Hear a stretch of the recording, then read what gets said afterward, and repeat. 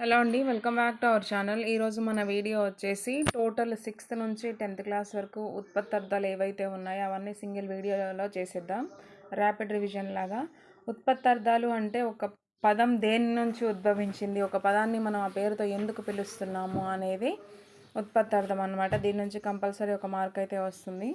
కమలాకరం వచ్చేసి కమలాలకు ఆకరమైనది కొలను అని ఉత్పత్తార్థం అనమాట. తటాకం అనేది ఎట్లా ఉద్భవించింది అంటే జలంచే కొట్టబడినది లేదా జలంచే నిండినది చెరువు అనేసి అర్థం. పద్మాకరం వచ్చేసి పద్మాలకు నెలవైనది, పద్మాలకు కొలను అన్నట్లు. ఓకేనా. వసుధ అంటే వసువును ధరించున్నది, బంగారం లేదా భూమి. వసువు అంటే బంగారం, ధరించినది అంటే భూమి, బంగారాన్ని ధరించేదే వసుధ, భూమి. ఇట్లా మీనింగ్స్ వస్తాయన్నమాట. రమానాథుడు అంటే రమ భర్త అయినవాడు విష్ణువు, లక్ష్మికి భర్త అయినవాడు విష్ణువుని రమానాథుడు అంటారు. పయోనిధి అంటే నీటికి నిధి వంటిది సముద్రం. అంధకారం అంటే చూపును పని చేయకుండా చేయునది చీకటి. కామారి మన్మధుని శత్రువు శివుడు.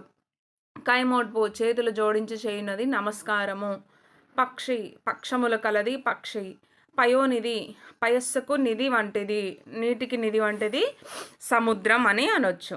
పుత్రుడు పున్నామ నరకం నుండి రక్షించేవాడు పుత్రుడు అవుతాడు. ఓకేనా. పున్నామ నరకం నుండి రక్షించేవాడు కొడుకు, పుత్రుడు. పౌరులు అనేది ఎట్లా ఉద్భవించింది అంటే పురంలో నివసించేవారు ప్రజలు. దీని నుంచి పౌరులు అనేది ఉద్భవించడం జరిగింది. అసలు సైనికుడు అనే పదం ఎట్లా ఉద్భవించింది అంటే శీరముతో, శీరము అంటే మనకి ఇక్కడ నాగలి అనే అర్థం వస్తుంది. శీరముతో నేలను దున్నువాడు రైతు. ఓకేనా. సోమార్ధధరుడు చంద్రవంకను శిరస్సును ధరించినవాడు శివుడు. హాలికుడు హాలముతో నేలను లేదా నాగలితో, హాలం అంటే నాగలి. ఓకేనా. హాలముతో కానీ నాగలితో కానీ నేలను దున్నేవాడే రైతు. ఇక్కడ సైనికుడు అంటే శీరము, శీరమన్న నాగలే, హాలమన్న నాగలే. ఓకేనా, గుర్తుంచుకోండి. బలిపుష్టుడు బలిపుష్టము బలిగా ఇవ్వబడిన ఆహారంతో పోషించబడినది కాకి. భాస్కరుడు ప్రకాశమును కలిగించువాడు సూర్యుడు. మానవులు మనువు సంతతికి చెందినవారు మానవులు. మున్నీరు సృష్టి ఆది నుంచి ఉన్న నీరు, మున్నీరు. ఓకేనా. నెక్స్ట్ కనుక చూసుకున్నట్లయితే నగరం కొండల వలె పెద్ద పెద్ద భవనాలు కలిగినది నగరం. 2023 టెట్ పేపర్ 2 వాళ్ళకి బిట్ వచ్చింది. రూపాయి రౌష్యం లేదా వెండి నుంచి వచ్చిన నాణ్యాన్నే రూపాయి అంటాము.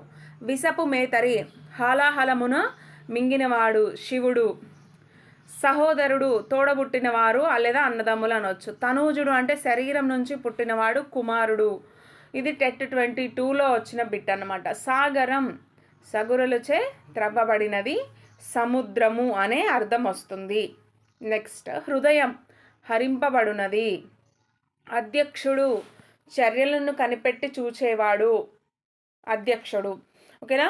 గురువు అనే పదం ఎట్లా ఉద్భవించడం జరిగిందంటే అజ్ఞానమునే అంధకారాన్ని తొలగించేవాడు ఉపాధ్యాయుడు. గురువు అజ్ఞానాన్ని తొలగించే వాళ్ళనే గురువు లేదా ఉపాధ్యాయులు అంటారు. ఓకేనా. జలది అంటే జలమును దీనిచే ధరించబడును సముద్రము. నీరజభవుడు విష్ణువు నాభిలము నుండి పుట్టినవాడు. విష్ణువు నాభి కమలము నుండి పుట్టినవాడు అంటే విష్ణువు యొక్క బొడ్డు నుంచి పుట్టినవాడు బ్రహ్మ అని చెప్పొచ్చు. పరాశరుడు అనేది ఎట్లా ఉద్భవించింది అంటే పరాశర మహర్షి కుమారుడు వ్యాసుడు. పరాశరుడు అంటే ఎవరంటే మనకి పరాశర మహర్షి కుమారుడు వ్యాసుడు అని వస్తుంది. భాగీరథి అంటే భగీరథునిచే తీసుకొని రాబడినది గంగా. ఓకేనా. నెక్స్ట్ విశ్వంభరుడు విశ్వమును భరించేవాడు విష్ణువు. నెక్స్ట్ విష్ణువు అనేది ఎట్లా ఉద్భవించిందంటే విశ్వమంతటా వ్యాపించి ఉండేవాడే విష్ణువు. ఓకేనా, ఇది చూసుకోండి. నెక్స్ట్ వేదవ్యాసుడు వేదములను విభజించినవాడు పరాశర పుత్రుడు. భాష భాషించునది. అచ్యుతుడు నాశనము లేనివాడు విష్ణువు. అదే అక్షరము అంటే క్షరము లేనిది, నాశనము లేనిది అనేది వస్తుంది. ఓకేనా. అదృష్టము అంటే చూడబడనిది, భాగ్యము. అసూయ గుణముల యందు దోషారోపణ చేయుట, దీన్నే అసూయ అని అంటాము. నెక్స్ట్ పదాలు వచ్చేసి ఉత్పత్తార్థాలు. అక్షరం అంటే నాశనం పొందనిది. ఇతిహాసం పూర్వరాజులు చరిత్రం కలది రామాయణం భారతం ఇతిహాసాలు. ఇతి ప్లస్ హా ప్లస్ అసిత్ ఇతిహాస. కాకోదకం వంకరలు తిరిగే పొట్ట కలది పాము.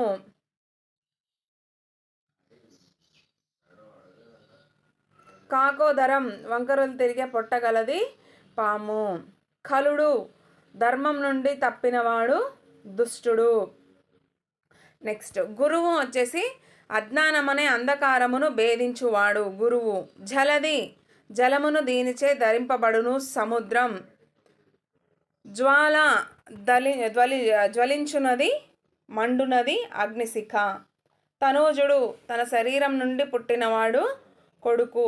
ద్రవ్యము పొందదగినది ధనము. ధర్మతనూజుడు యమధర్మరాజు వరం వలన జన్మించినవాడు ధర్మరాజు. ద్వాంశము మాంసమును కాంక్షించున్నది కాకి. ధేనువు దూడకు పాలుగుడుపు ఆవు. నృపాలుడు నరులను పాలించువాడు రాజు అనేది ఉత్పత్తార్థం. పంచాస్యము అనేది దేని నుంచి ఉద్భవించిందంటే విస్తీర్ణమైన ముఖం కలది సింహం. పాషండు సంసార బంధాలకు అనుగుణంగా శాస్త్రమును వాడుకునేవాడినే పాషండు అంటాము. కృపాణం దయ పోగొట్టునది కత్తి. దాశరథి దశరథుని పుత్రుడు శ్రీరాముడు.